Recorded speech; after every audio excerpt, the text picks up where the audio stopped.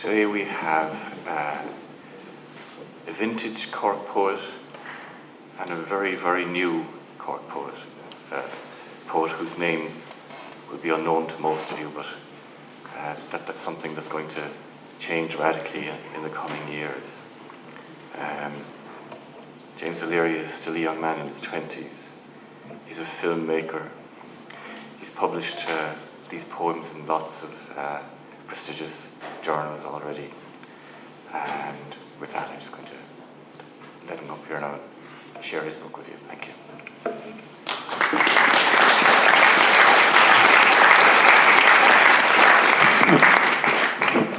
Hey everyone. I'd like to thank Pat for that kind introduction. Thank all of you for coming out to give me your attention and to support us.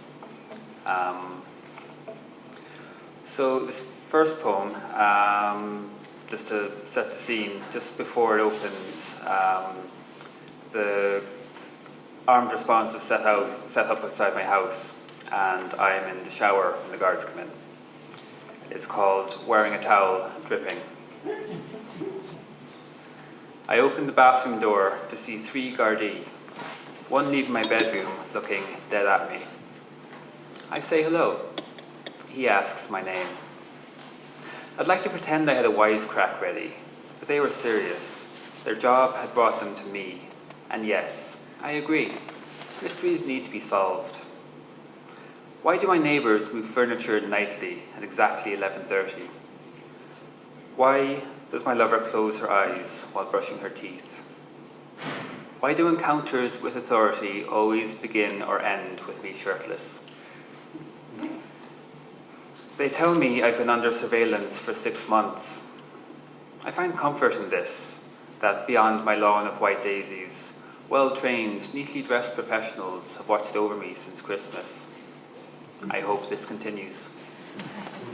And though I can't tell what I've done, looking at my long-dead appliances, worn-out furniture, window frames mended with packing tape, they have a warrant. They have evidence bags. They have gone to such trouble. And so I offer Earl Grey and my best biscuits, chocolate ones.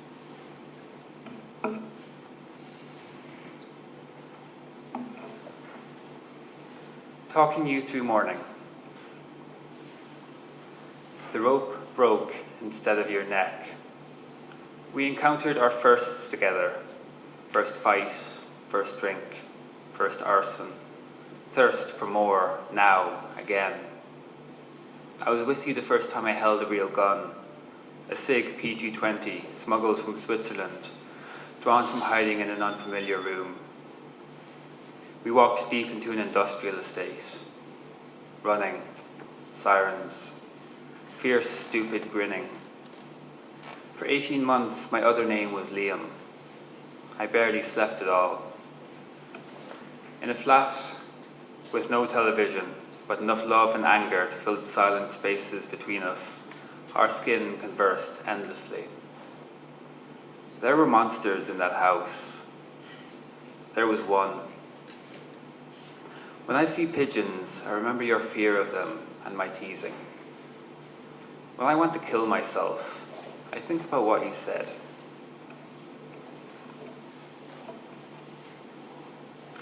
So my life isn't all drug raids and handling firearms in the dead of night.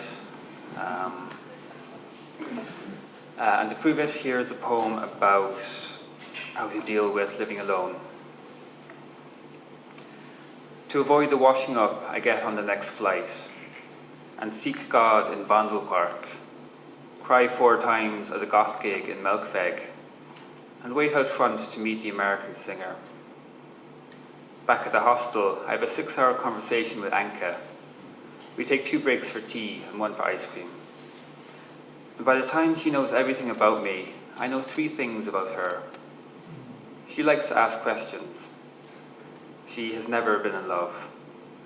And she has trouble sleeping too. Talking in facts and parables, she speaks with such intimacy. Out of nowhere, she tells me, "You're a good person." And I believe her.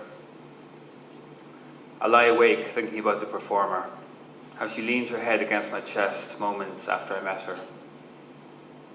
In the morning, I take a train that brings me to Rotterdam, though my ticket says Antwerp, and I keep asking, how do I get to Paris? I give up and walk west. There I find mozzarella sticks, warm milk, and God, disguised as a heron on a tree stump. I could live out my days like this, never washing another plate, taking the wrong train over and over again.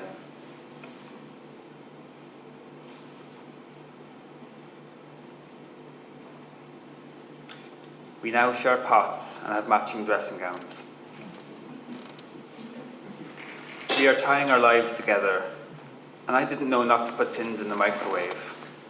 I mistrusted salad and asking for help. I wasn't even sure if elephants had knees. Lately, I've been hanging out at garden centres, finding grey hairs, and placing classified ads, looking for fellow misanthrope.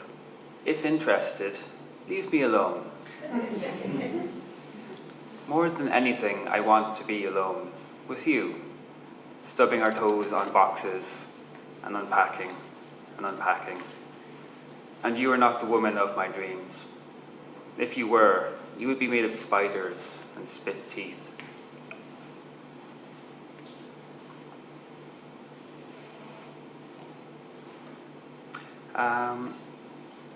So this poem, I might have skipped one. There's one. I think the next poem I want to read, I was in a week-long poetry workshop in Belfast a few years back, and one of the seminars was on taboo in poetry, and it kind of allowed me to give myself permission to write about things I hadn't directly written about before. So that day I started writing this poem about the first treatment centre I was in. Admitted. IV lines, doctors, benzodiazepines, flowing walls, dancing gestures, spiders under my skin. 72 hours sobriety is required before entry. Bring comfortable clothes, no phones. Pre-treatment group meetings, hand tremors, drinking dreams. There will be room searches. Someone brought vodka-injected oranges once. Piss tests, soup for lunch, war stories, roll-ups. How many of you think you shouldn't be here? Form 2 lines. Livium dosage arguments, screaming in the adjacent field. Are you manipulative? No. X factor, endless tea, share and tell until clean. Take some water.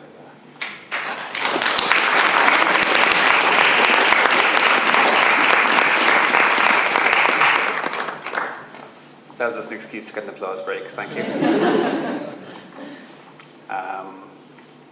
In a similar vein, this poem is about, it's the first poem where I was able to write about my experience with counselling. Sometimes I need a break from thinking about myself all the time, so I talk to a stranger at length about myself.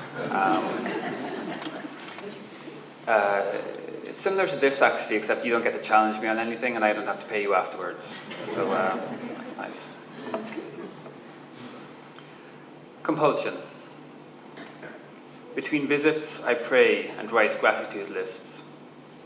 Between visits, I play hide and seek with God and invent resentments. On Saturdays, I sit with you for an hour. Different selves show up every week. Fearful self, controlling self, sleepy self, the self who's kicking nicotine. I tried to tell you about the fight with Catherine, or visiting Dad in the ICU, or the panic attack at work, or the night I climbed the railings of Wearmouth Bridge. You unpack the different parts and place them between us. Ask if I'm still in the room, if I'm feeling uncomfortable. I start to deflect and wonder why I'd pay to lie here when I could lie anywhere in the world. No, maybe not anywhere, but elsewhere, under some open, bright sky. So I will leave you with one last poem. Before I do, I'd like to thank you again for sharing this time with me. It gazes back. I'm a closet optimist. One day I'll come out to my family and friends as hopeful. I imagine it now. This is not how we raised you, honey. Your joyful acts are so unnatural. Please, don't tell your father. He wouldn't understand. I want to tell them they are not their mistakes. They are not their mistakes either. Oh, and help was on offer from the family doctor. What is your complaint? Can I take a closer look? You look concerned. When you gaze into the abyss, do you feel A, numb, B, frightened, C, like you want to hold on to a stranger? If symptoms persist for more than 2 weeks, stop gazing. And doctor, what about you? Do you have a scar where the umbilical cord was attached, proving one person once loved you? Rather, at least one. I'm an optimist.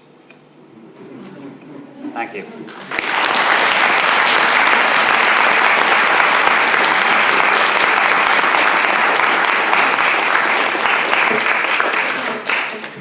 The young poet's first reading from his first book. Well done, James, well done. So, as I hinted earlier, many of you have a prior familiarity with the man known as Gerry Murphy. You'll recognise many features in this book that you're already cognizant of. His iconoclasm, his humour, his bold boy persona. But something that's new in this book is a wonderful, affection, an emotionalism that he hasn't really displayed in his previous publications. These poems are all about his family. It makes for a very interesting selection. He's published many books. This is the fourth book I'm personally responsible for inflicting on the world. And I remember, I think the second book of his that I had published, a chapbook, we sent it into Books Ireland for review, and it got this real humbuggy attitude review. Your man wrote, "Hey, whatever this is, it's not poetry." So when we published the next book, then Gerry says, "We'll have to put that as a review blurb on the back of the..." And of course, you're laughing because you know that's typical Gerry Murphy. And it so disarmed that reviewer when he saw that blurb appearing on Gerry's next book that he fell over himself to fawn over every other Gerry Murphy book that came out afterwards. So it's a tip for any of you who might publish a book and get a bad review. So would you please welcome Gerry Murphy.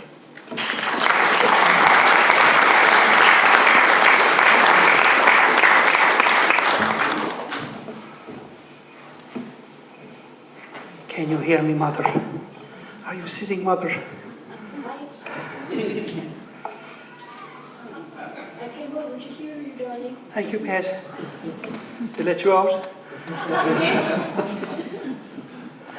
Where are your minders? Oh, I see them.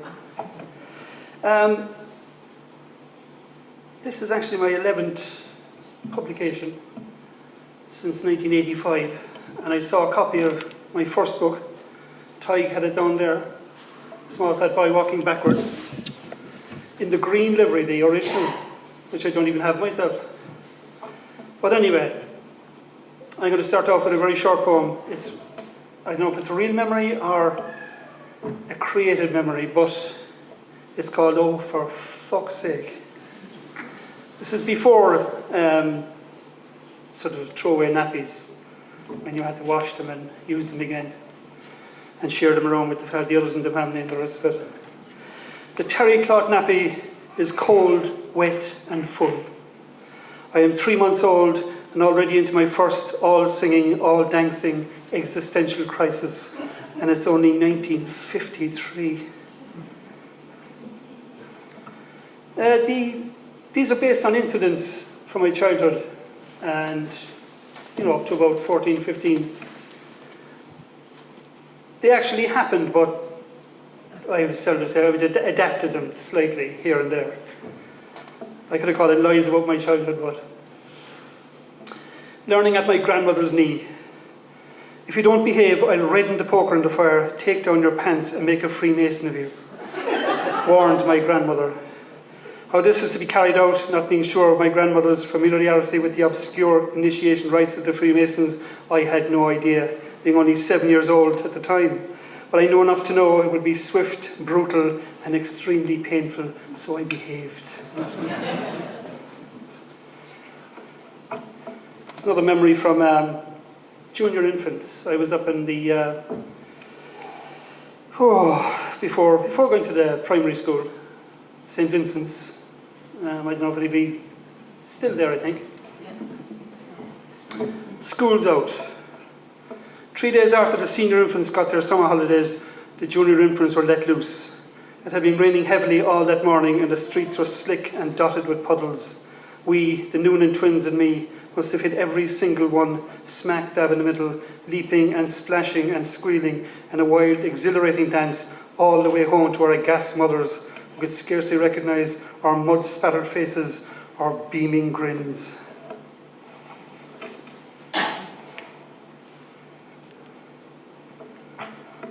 This is the sort of thing that's happened. Let's say it's happened to most people in this room. About going to the shop and all the rest of it. It's called Oh Ronnie Delaney.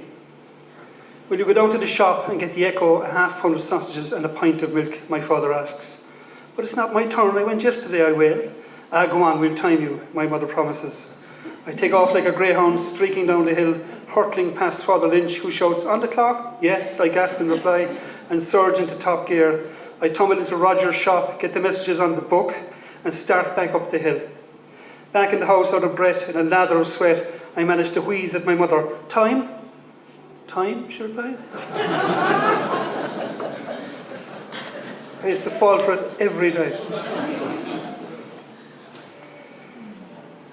This is a bit more tasty now. It's called Cannibal. And it is based on, isn't it? It's based on truth. It still has the marks. The first time I tasted human flesh, I was 10 years old. It happened during an argument with my 12-year-old brother in which he dismissed my beloved Beatles as overblown, overplayed, and strictly for cretins. I lost the plot, fastened onto him, and took a sizable chunk of flesh from his shoulder, a piece of which, probably gristle, got stuck in my teeth. Howling and gnashing ensued until my mother intervened. She was so shocked at what I had done, she clean forgot to beat me and sent me straight to bed without my supper. But hey, I'd already eaten.